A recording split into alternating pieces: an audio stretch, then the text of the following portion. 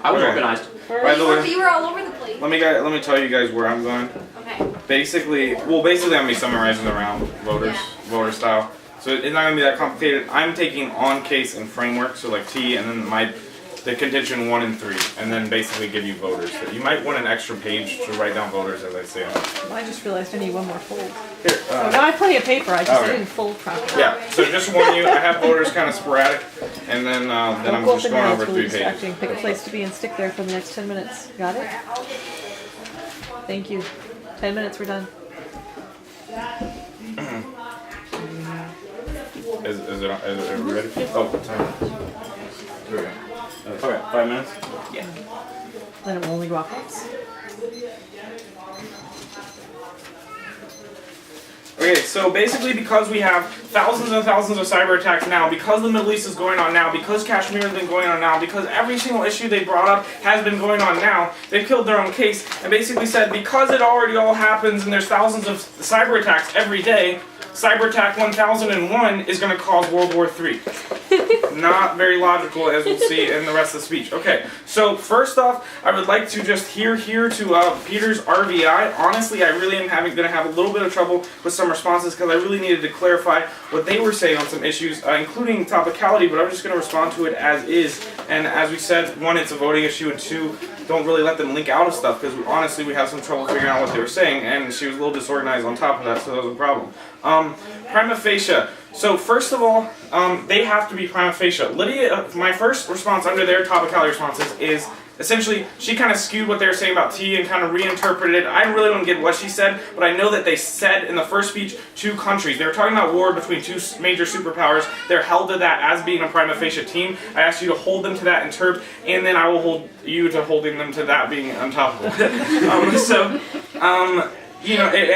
moving on, her main response here was that capabilities have changed. With her only really response was that now major powers basically have nukes, so that would mean automatically nuclear war if major powers went to bed. Her basic response here was that we have this higher threshold of weapons. I have several responses. Well, to that specifically, first of all, we have those capabilities in several other wars, like in the Cold War, like currently in Iraq and Afghanistan. We don't use them. Okay. Second of all, we have Geneva Convention, and the fact is they're illegal, and we have the NPT. And any country that did use them someone would be telling someone's mom. I'll tell you that much. And so not going to happen. And thirdly, that is a ridiculous criteria. The criteria of World War is not the scope, but it's that the world is at war. It's pretty simple, and we have historical precedent, as I referred to our other 2 world wars, which meet theirs, but the problem is their interpretation applies to so many other wars, as I proved. So, she dropped my analysis on that. You can look on your flow. It asks you to cross-apply all my analysis there. She dropped that other wars fall under that. She completely dropped that, which means she bites into the fact that this isn't really World War III. They're not being fair to the rest. They're not being topical, which means she bites into losing the round. As I said, a priori or jurisdiction, however you look at it, basically they're not topical and they lose because of that, and we link them to our arguments. Okay, moving on to a little more on the flow. Now, it's important that they agree to our other definition, which that it's basically that it's very possible, or exact wording, that it is about to happen.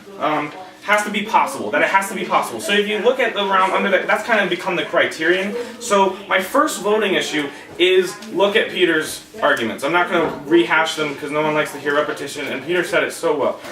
So essentially, that is the first rule, other than topicality.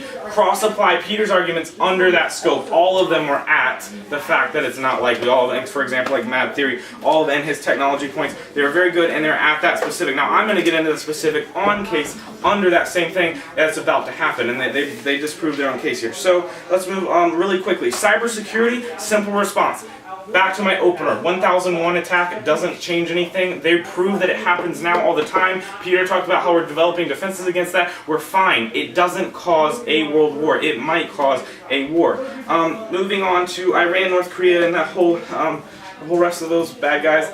Basically, it doesn't affect. Zach was talking about once we go to war that they have bad capabilities and whatnot. He didn't actually talk about whether if it affects us going to war. That's what we're talking about. It doesn't affect us imminent and make war worse because they're not rational actors. Moving on, terrorists. They contradicted themselves. They said that terrorists would use nukes if they had them, and they also said that terrorists had them. And then she makes up a response about how, well, they don't have enough. No, that was not what they said, and that's not logical. Okay, so terrorists need 5 nukes and they only have 4 now. First of all, that's fake information. It just doesn't make sense. They contradicted themselves. Second of all, the fact is we don't have proper documentation. That does not equal lost. It doesn't equal loss that we don't know how much we have, because we didn't document it. Well, yes, I agree with that. That does not mean we lost. Third of all, it's, as I said, turn technology. This means that we keep improving security constantly. Final response. It is a turn. Real life proves by even what they're saying that it's not imminent, because whatever it is that we're talking about that's happened, because it's kind of confusing, is already happened, and we're definitely not at World War unless you buy their interpretation of World War. Moving on, the last contention. Essentially, they dropped a lot of analysis under here. You can cross-apply all my responses of the Middle East is already happening, and the sheer numbers of possibilities are already happening. So yes, war is imminent, but no, World War 100,000 is not.